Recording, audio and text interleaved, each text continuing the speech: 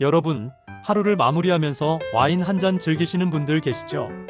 와인은 하루 한 잔이 약이다, 이런 말 많이 들어보셨을 겁니다. 그런데 과연 와인은 정말 건강에 좋은 걸까요? 아니면 술이니 결국 몸에 해로운 걸까요? 오늘은 와인이 우리 몸에 주는 의외의 효과, 긍정적인 부분과 동시에 꼭 알아야 할 부정적인 부분까지 솔직하게 알려드리겠습니다.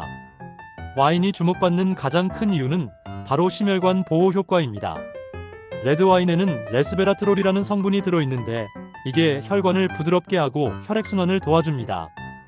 그래서 하루 한 잔 정도의 와인은 심장병이나 뇌졸중 같은 혈관 질환 위험을 줄일 수 있다고 알려져 있죠.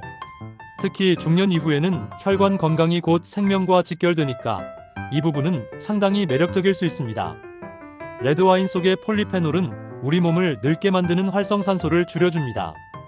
즉, 세포의 노화를 늦추고 면역력을 높여주는 역할을 하는 거죠. 와인이 노화를 늦춘다는 말, 그냥 낭만적인 표현이 아니라 실제 과학적으로도 뒷받침되는 이야기입니다. 적당량의 알코올은 긴장을 풀어주고 마음을 편안하게 만들어줍니다. 중년 이후에는 크고 작은 스트레스가 늘어나는데요.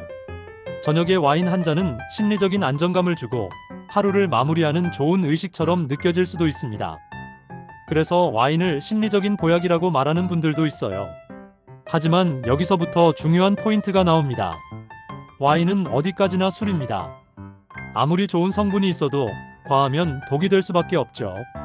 알코올이 들어있는 이상 와인은 간에 무리를 줄 수 있습니다. 하루 한 잔이 괜찮다 해도 그 한 잔이 두 잔, 세 잔으로 늘어나면 간 건강은 금세 무너질 수 있습니다. 특히 간 수치가 높은 분이나 지방간이 있는 분들은 하루 한 잔이라는 기준조차 조심해야 합니다.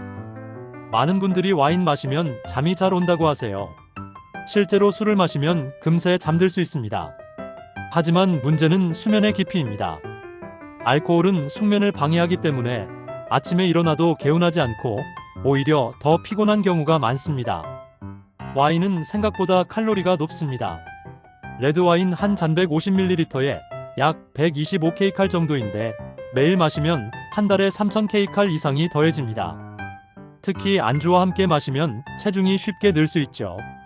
하루 한 잔쯤 괜찮아가 어느새 뱃살로 돌아올 수 있다는 겁니다. 알코올은 암 발생 위험과도 연관이 있습니다. 아무리 적은 양이라도 음주는 일부 암의 위험을 높일 수 있다는 연구들이 있어요.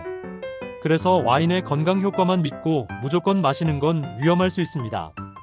와인은 무조건 끊으라는 것도 아니고 또 무조건 좋다고 권장할 수도 없습니다. 가장 중요한 건 적정량과 습관입니다. 적정량 하루에 한 잔, 즉 레드와인 150ml 정도가 권장량입니다.